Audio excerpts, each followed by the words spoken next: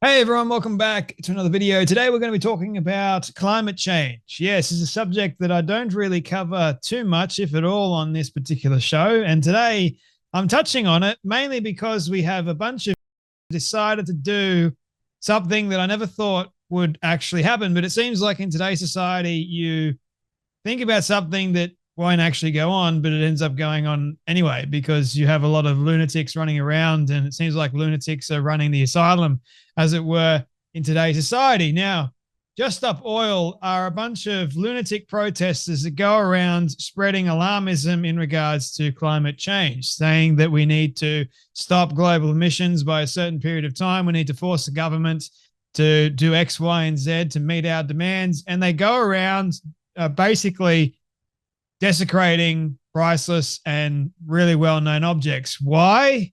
How does that relate to climate change at all? It's really an attention grab, if you ask me, and it's really a stupid one at that. These people have got nothing better to do with their time but to try and dismantle and annoy the hell out of society members. In fact, they are so outrageous, it's not even funny anymore. You look at some of the things that they do and some of the things they pull off, and you're going, why? You are a bunch of, as Piers Morgan quite rightly said on Twitter. Now, if you're going to share a message, as it were, in regards to climate change and trying to save the planet, would you think this is the way you go about it, in desecrating a very priceless landmark? Well, it only got them arrested and a lot of people going, what the hell is wrong with you? I think people cared less about climate change in this point, and rather they cared more about the stones than your so-called message. And everyone was going, what the hell were you thinking? Exactly my question. What in the world were you thinking? Why do these people seem to think that it's a good idea to desecrate or try and destroy priceless landmarks or artifacts? It goes well beyond my pay grade, people. I got no idea. But anyway, the other day, these eco-activists, one happened to identify as being non-binary. So that goes to show you the level of going on in that person's brain. So this person happened to go to Oxford University, believe it or not. Man, what are Oxford University actually producing? A bunch of mindless young people, as it seems, that would think, hey, you know what? I'm going to get people's attention on the climate change matter by, you know what?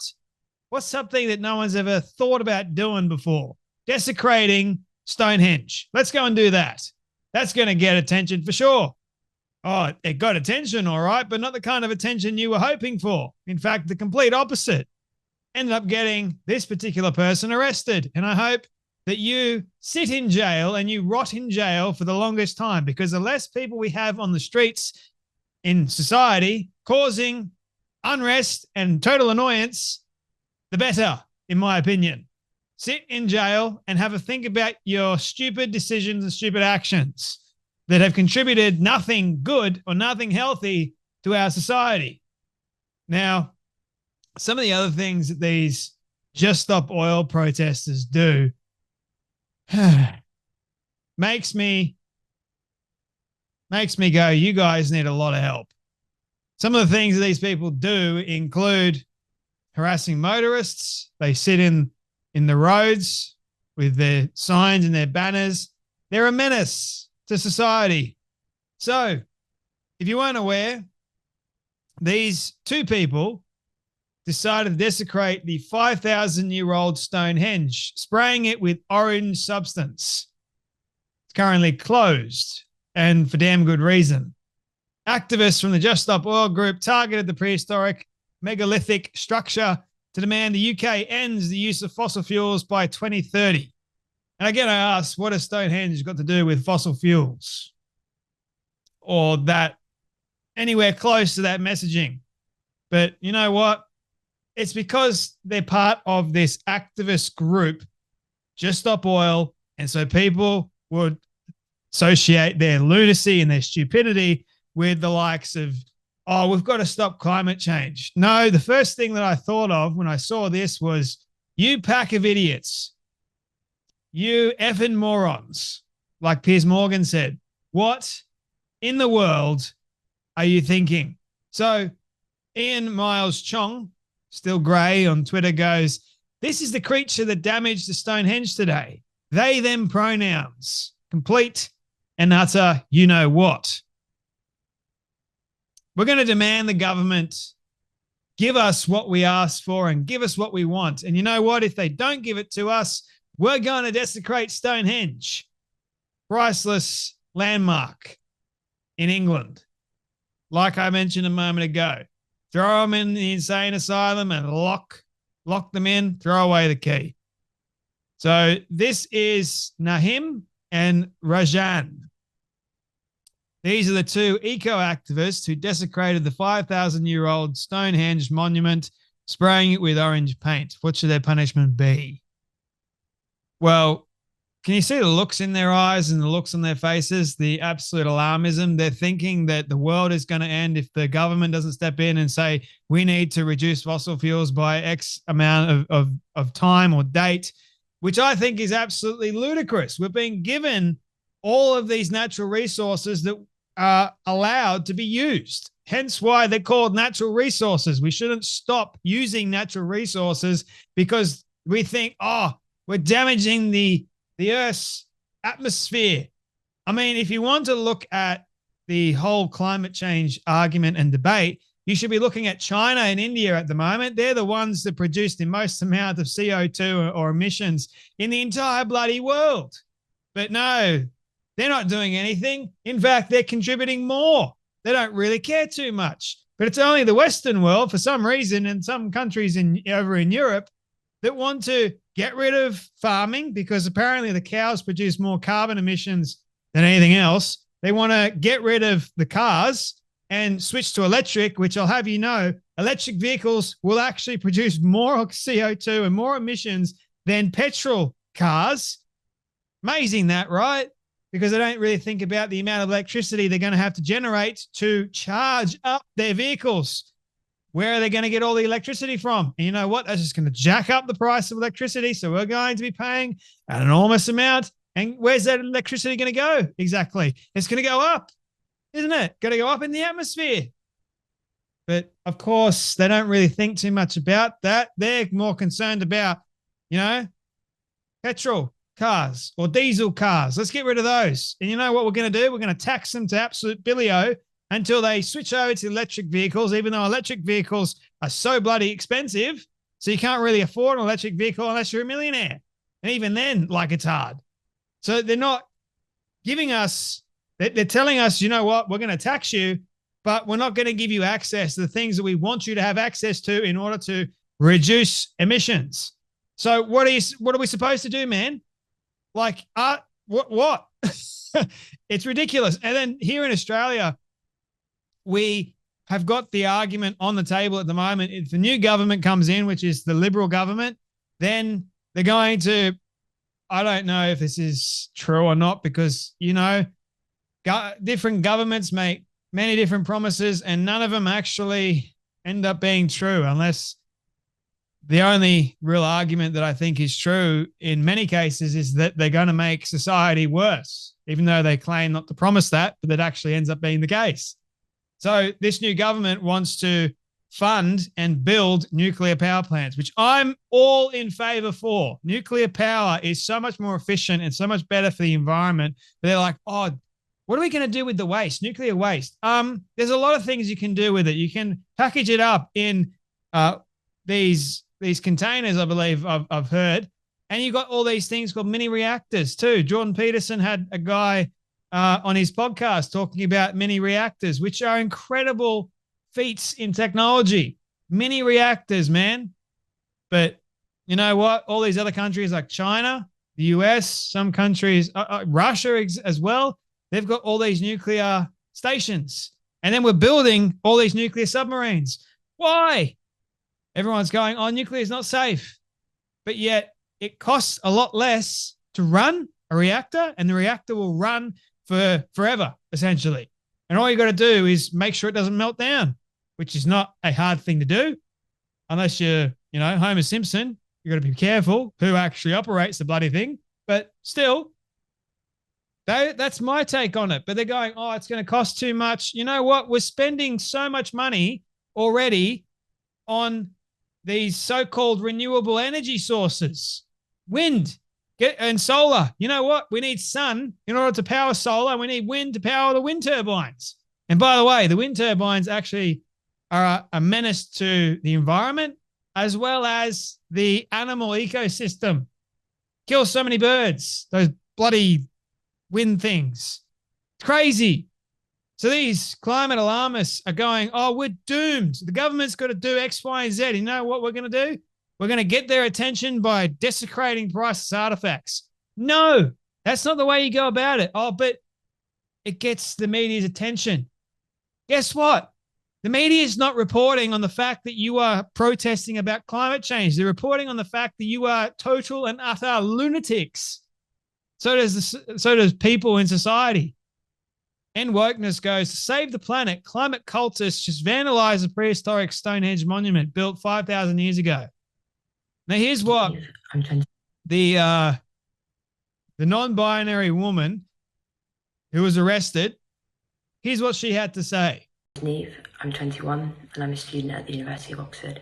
Today, I'm taking action with Just a World to demand that the UK government commits to signing the Fossil Fuel Non-Proliferation Treaty and promises to stop burning fossil fuels by 2030. To refuse to do so is to warrant death, destruction and suffering on an absolutely immense and immeasurable scale. Today, we'll be taking action at Stonehenge the day before the solstice. For thousands of years, people have come to Stonehenge on the solstice to celebrate our natural world, to celebrate the beauty of our natural world. But I can't help thinking, what does it look like today and what the heck have we done to it? These stones have stood here for 5,000 years. What will the world look like in 5,000 years' time? What will our legacy be? It's becoming ever more clear that we end the fossil fuel era or the fossil fuel era ends us. Does she even know what that treaty actually entails? Has she read the entire document, read the entire treaty? Or is she just going, oh, I've been told that we need to sign this treaty because it's going to end climate change, it's going to end fossil fuels, it's going to end all that. I hate to break it to you, but you know how difficult it would actually be to get rid of fossil fuels or go to net zero emissions? It is literally impossible. Impossible, but they want to do it. They want to make it possible. Good luck, man. Seriously, it's not going to happen. It's not going to happen. There's a reason why we have natural resources to produce energy. We have it. Coal. It's in the ground. You mine it. We use it as energy and fuel.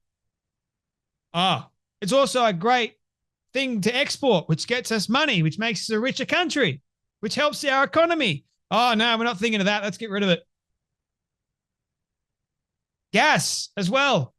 Down in Melbourne, they get rid of gas. Why is that? Oh, we're all in favor of electricity, which is going to overload the power grid. Geez, these people, what's going on in their brains? But these young people just believe the dumbest, the most insane things without doing any other research or doing much critical thinking. How? Exactly. Are people dying because of climate change? Makes you think, right? How many people have died because of climate change itself? I wonder. How many people have actually died because of climate change alarmism? Because people fear like the earth is going to end. The earth will end eventually, more likely soon when Christ returns, but unless we blow ourselves up in the meantime, because guess what? Russia's got military vessels and a nuclear-powered submarine off the coast of Cuba, 90 miles from Florida. That's interesting, isn't it? And then also Russia signed a pact with North Korea yesterday. How about that? Preparing for war, people. China is still they're just frothing over Taiwan at the moment. But everyone's so concerned about climate change and how climate change is going to be the end of us. Well, it will be the end of us if we continue this alarmism, for sure. Right.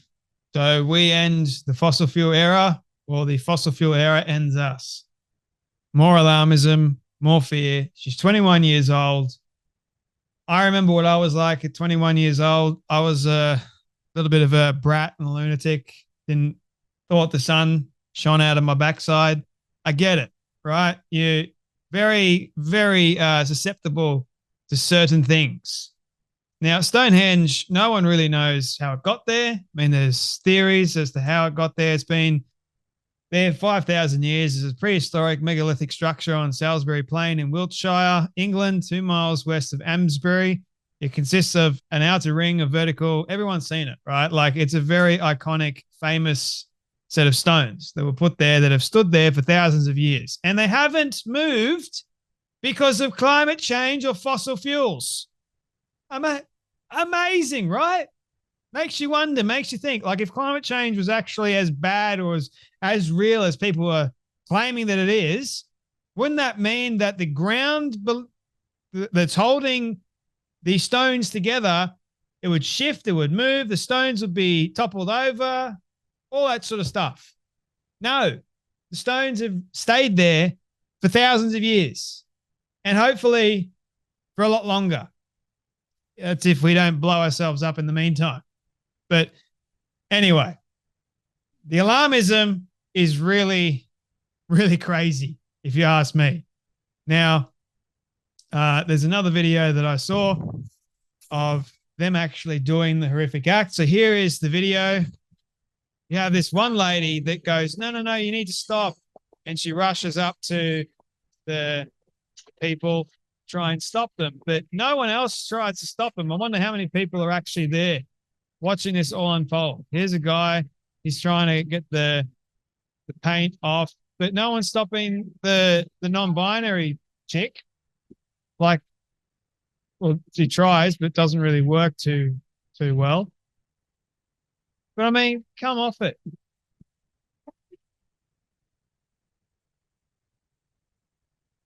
What is wrong with people nowadays? What is wrong? I hate to even imagine what they're going to do next. Because if they're doing it to Stonehenge, what else are they going to do? It's not going to make people wake up to this climate change alarmism that you're so freaking worried about. What it's doing is making everybody wake up and be very mindful. There are stupid people like you out there that we need to be more mindful of and stop you if you were to do anything crazy like this in the future. Anyway, those are my thoughts. You guys take care. You be blessed. Also, you got to the very, very end. I know I've got some new followers and new people. But this is my book, The Path of an Eagle, How to Overcome and Lead After Being Knocked Down. I wrote it for you guys. If you want to learn how or what it takes to overcome and lead in your own life and be the best version of you, then this book is definitely for you. Links are available in the show description. Thank you all once again for watching. You take care, you be blessed, and I'll see you all in the next video.